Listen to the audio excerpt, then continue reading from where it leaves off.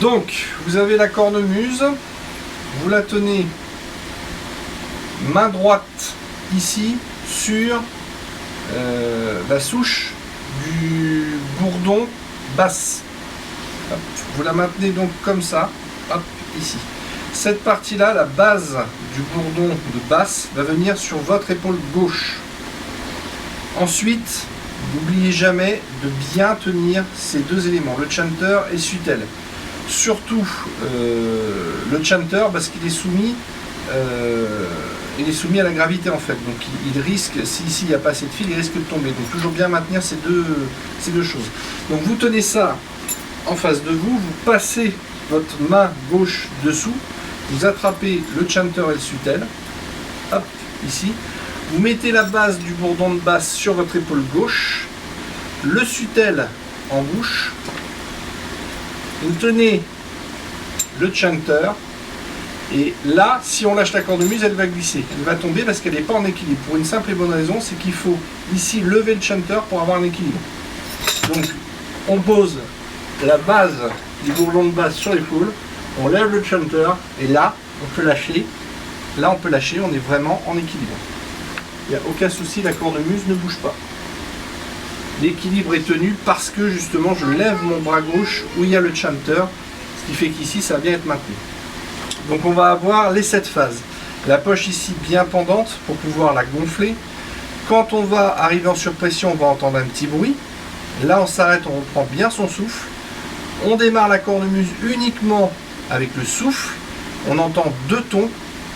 Il va y avoir un ton assez aigu, après ça va passer au ton normal où il va falloir le laisser ici en surpression sur ce ton là.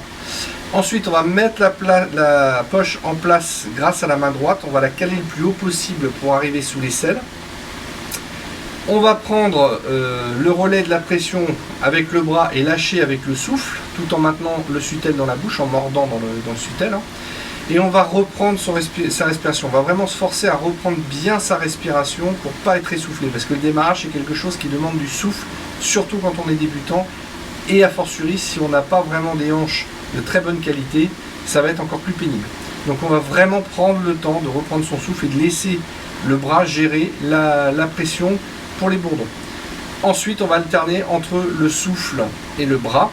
Et quand on aura fini, quand on sera prêt, je veux dire, on va déclencher le chanter en mettant un tout petit peu de pression supplémentaire avec le bras, ce qui va avoir pour effet de déclencher immédiatement le chanter. Donc on y va.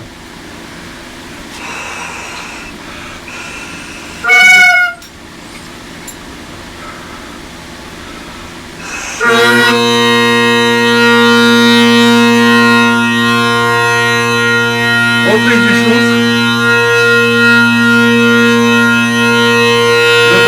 Accompagner la poche. Le bras gauche maintient toujours la poche. Que ce soit en expirant ou en inspirant. Donc je fais une alternance entre le souffle et la pression du bras. Et quand je suis prêt, je déclenche le chanter. Voilà.